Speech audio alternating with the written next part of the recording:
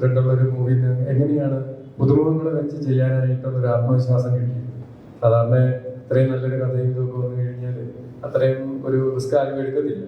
അപ്പൊ അതെന്ത് എങ്ങനെയാണ് അതിനൊരു ആ ഒരു ഇത് കിട്ടിയത്? നമ്മള് ഷോർട്ട് ഫിലിമൊക്കെ കാണുമ്പോൾ അറിയാം സാർ അത് എങ്ങനെയാണ് അത് ഡെവലപ്പ് ചെയ്തൊരു ത്രെഡ് അവതരിപ്പിക്കുന്നതെന്നൊക്കെ വളരെ വ്യക്തമായിട്ട് നമുക്ക് ആ ഷോർട്ട് ഫിലിം കണ്ടാൽ മനസ്സിലാവും. അപ്പൊ ഒന്ന് വിശദീകരിക്കണം. ഒരു പുതുമുഖ സംവിധായകൻ എന്ന നിലയിൽ വളരെ ഫേമസ് ആയിട്ടുള്ള ഇന്ന് മലയാള സിനിമയുടെ എന്താണ് രണ്ട് ഹീറോസ് എടുത്തു കഴിഞ്ഞാൽ ഏറ്റവും വലിയ ഹീറോസ് മമ്മൂട്ടി, മോഹൻലാൽ. അതിനകത്ത് പുതുമുഖങ്ങൾക്ക് വളരെ അവസരം കൊടുക്കുന്ന ഒരു നായകനാണ് മമ്മൂട്ടി. ഞാനൊരു പുതുമുഖ സംവിധായകനാണ്. അപ്പോൾ ഞാൻ പുതുമുഖങ്ങൾക്കല്ലേ അവസരം കൊടുക്കേണ്ടത്. ഞാനിതിൻ്റെ ബിസിനസ് റിസ്ക് പറഞ്ഞുകൊണ്ട് ഞങ്ങളുടെ ഒരു കൂട്ടായ്മയുടെ ഭാഗമായി ഉണ്ടായ സിനിമ നിർമ്മിക്കുന്നു. കാസ്റ്റിംഗ് ഞങ്ങൾ ഓരോരുത്തരും ഈ ആർട്ടിസ്റ്റുകളെല്ലാം ഞങ്ങൾ കണ്ടെത്തിയായിരുന്നു. ഞങ്ങളൊരു 7 പേരുണ്ടായിരുന്നു ഫേസ്ബുക്കിൽ ഇതിൻ്റെ പുറകിലുണ്ടായിരുന്നു. അപ്പോൾ ആ കഥാപാത്രങ്ങൾക്ക് അനുയോജ്യമായ ആൾക്കാരിലോട്ട് ഞങ്ങൾ എത്തുകയായിരുന്നു. ഈ സിനിമ കാണുമ്പോൾ നിങ്ങൾ പറയും ഇവർ പുതുമുഖങ്ങളാണോ? പുതുമുഖങ്ങളുടെ ഒരു പകർച്ചയും ഇല്ലാതെ എന്താണോ ക്യാരക്ടർ ആവശ്യപ്പെടുന്നത് അത് ചെയ്യാൻ ഇവർക്ക് എല്ലാവർക്കും സാധിച്ചു. ഒരു ചെറിയ ക്യാരക്ടർ അതിനകത്ത് ഉണ്ടെങ്കിൽ പോലും അവർക്ക് പോലും അത് ചെയ്യാനായിട്ട് സാധിച്ചു. ഇത് എൻ്റെ മാത്രം ഒരു കമൻ്റ് അല്ല.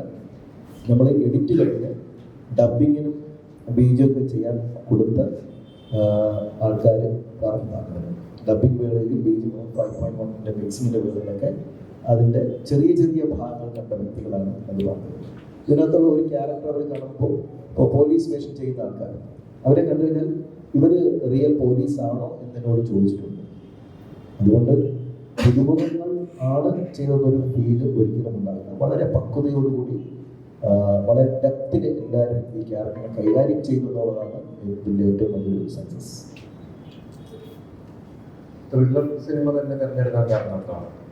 ആദ്യ സിനിമയാണ്. ഒരു പ്രത്യേക ജോണർ തന്നെ വേണം എന്ന രീതിയിലല്ല ഇതിൻ്റെ തുടക്കം ചർച്ച ഉണ്ടായിരുന്നു.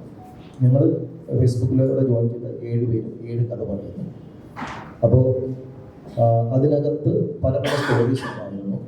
അപ്പോൾ പുതുമുഖങ്ങളെ വച്ച് ചെയ്യണമെന്ന് നിർബന്ധ ബുദ്ധി ഉണ്ടായിരുന്നുകൊണ്ട് അതിന് പറ്റിയ ഒരു ത്രെഡ് ഞങ്ങൾ ആദ്യം സെലക്ട് ചെയ്തു. പിന്നെ നമുക്ക് തിയേറ്ററിലും OTTയിലും ഇത് റൺ ചെയ്യണം, പ്രേക്ഷകരെ പിടിച്ചിരിക്കണം എന്നുള്ളത് കൊണ്ട് ഇന്ന് മലയാളം മൂവിയുടെ ട്രെൻഡ് അനുസരിച്ചുള്ള ത്രില്ലറാണ് നമ്മൾ തിരഞ്ഞെടുത്തത്. അതിൽ ഇൻവെസ്റ്റിഗേഷൻ ത്രില്ലർ എന്ന മോഡ് തന്നെ എടുത്തത് സസ്പെൻസ് നിലനിർത്തി പോകുമ്പോൾ അടുത്ത് എന്താണെന്ന് അറിയാനായിട്ട് പ്രേക്ഷകർ എപ്പോഴും ഇരിക്കും. അത് തിയേറ്ററിലായാലും TV-യിലായാലും.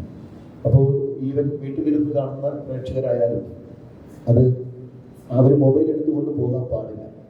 ആ രീതിയിൽ അവരെ ഇരുത്തണമെന്നൊരു ആഗ്രഹവും മനസ്സിനകത്ത് ഉണ്ടായിരുന്നു. ഇതിൻ്റെ 5.1 മിക്സിങ്ങും ബീജും ഒക്കെ നമുക്ക് ആസ്വദിക്കണമെങ്കിൽ തിയേറ്ററിൽ ഇരുന്ന് തന്നെ ഈ സിനിമ കാണണം. ഇതിൽ എസ്റ്റാബ്ലിഷ്ഡ് ആയിട്ടുള്ള താരങ്ങളെ ഉപയോഗിച്ചാൽ കൊള്ളാം എന്നെപ്പോഴും തോന്നിയിട്ടുണ്ടോ? അപ്പോൾ പൂർണ്ണമായിട്ടും പുതുമുഖം മതിയെന്ന് ആദ്യം തന്നെ തീരുമാനിച്ച ഓർച്ചതാണ്. പുതുമുഖങ്ങൾ മതി എന്നുള്ളത് ആദ്യമേ ഉള്ള തീരുമാനം. ഒരു ക്യാരക്ടർ ഇതിനകത്തൊരു ക്യാരക്ടർ ഒരു പുതുമുഖം ഇതിനെക്കൊണ്ട് ചെയ്യിപ്പിച്ചു. ആദ്യത്തെ 2 സീൻ ഞങ്ങൾ അദ്ദേഹത്തെ കൊണ്ട് കണ്ടിന്യൂ ചെയ്യിപ്പിച്ചു, നന്നായിട്ട് ചെയ്തു. പക്ഷെ ഇമോഷണലി ഔട്ട് ബ്രേക്ക് വരുന്ന ഒരു രംഗം വന്നപ്പോഴേക്കും അദ്ദേഹത്തെ കൊണ്ട് തന്നെ ബാലൻസ് ചെയ്യാൻ പറ്റില്ല. പക്ഷെ സൗഹൃദത്തിൻ്റെ കൂട്ടായ്മകളുകൊണ്ട് അദ്ദേഹത്തിനോട് പറഞ്ഞു, അദ്ദേഹം ബിൽഡിംഗ് ആയി ആ ക്യാരക്ടർ മാറ്റി ഞങ്ങൾ വേറൊരു പുതുമുഖത്തിനെ തന്നെയാണ് കൊണ്ടുപോകുന്നത്. അവിടെ വേണമെങ്കിൽ നമുക്ക് ഒരു എസ്റ്റാബ്ലിഷ്ഡ് ആർട്ടിസ്റ്റിനെ കൊണ്ടുവന്നിരുന്നെങ്കിൽ ഒരു പക്ഷേ ഈ സിനിമയ്ക്ക് വേറൊരു ഹൈപ്പ് കിട്ടുകയായിരുന്നു. പക്ഷേ നമ്മുടെ ഒരു കൂട്ടായ്മയിൽ പുതുമുഖങ്ങൾക്ക് തന്നെ അവസരം കൊടുക്കുന്ന നിർബന്ധമുള്ളതുകൊണ്ട് ഒരു ക്യാരക്ടർ പറ്റായിരുന്നപ്പോൾ അത് മാറ്റി പുതിയ ക്യാരക്ടർ കൊണ്ടുവന്നപ്പോഴും പുതുമുഖത്തിനെ തന്നെയാണ് അത് ബോബിൻ എന്നത് ട്രിവാൻഡ്രത്തുള്ള ഒരു കക്ഷിയാണ് അത് ചെയ്തിട്ടുള്ളത്.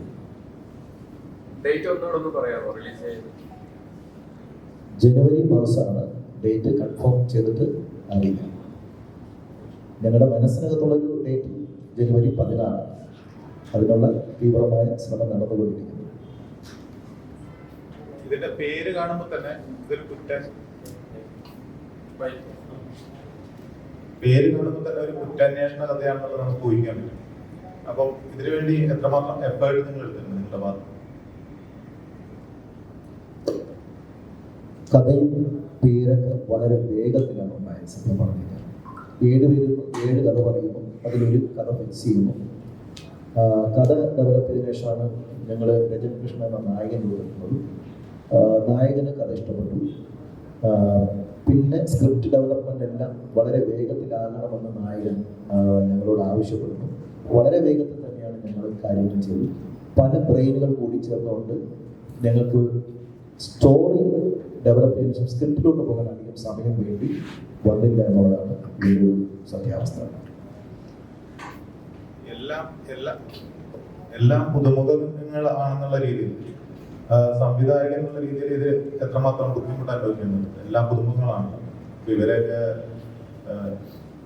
അഭിനയിച്ചെടുക്കുക എന്നുള്ള ഒരു ബുദ്ധിമുട്ടുണ്ടല്ലോ, അത് എത്രമാത്രം? ഞങ്ങളൊരു 3 days ക്യാമ്പ് വെച്ചായിരുന്നു. അഭിനേതാക്കൾക്ക് ഒരു പ്രാക്ടീസ് കിട്ടാനായിട്ട് 3 days ക്യാമ്പ് വെച്ചായിരുന്നു. അതിനകത്ത് ഞങ്ങൾ സ്ക്രിപ്റ്റിലെ രംഗങ്ങൾ തന്നെ നൽകിയാണ് അവരെ പ്രാക്ടീസ് ചെയ്യിച്ചത്. പിന്നെ പ്രഗത്ഭരായ നടന നടിമാരും ചെയ്ത ചില രംഗങ്ങളും ഇവർക്ക് പ്രാക്ടീസ് വേണ്ടി കൊടുത്തിട്ടുണ്ടായിരുന്നു. അങ്ങനെ 3 ദിവസത്തെ ക്യാമ്പിന് ശേഷമാണ് ലൊക്കേഷനിലോട്ട് ആർട്ടിസ്റ്റിനെ കൊണ്ടുവരുന്നത്. അപ്പോൾ ക്യാമ്പിൽ വെച്ച് തന്നെ എനിക്ക് നല്ല കോൺഫിഡൻസ് ഉണ്ടായിരുന്നു, ഇവർ നല്ലൊരു ഔട്ട്പുട്ട് തരും എന്നുള്ളത്. അതാണ് ഞാൻ നേരത്തെ പറഞ്ഞത്. സിനിമ കാണുമ്പോൾ നിങ്ങൾക്ക് മനസ്സിലാകും പുതുമുഖങ്ങളുടെ പതർച്ചയില്ലാത്ത ആക്ടേഴ്സാണ് ഇതിനകത്തുള്ളതെന്ന് നിങ്ങൾക്ക് മനസ്സിലാകും.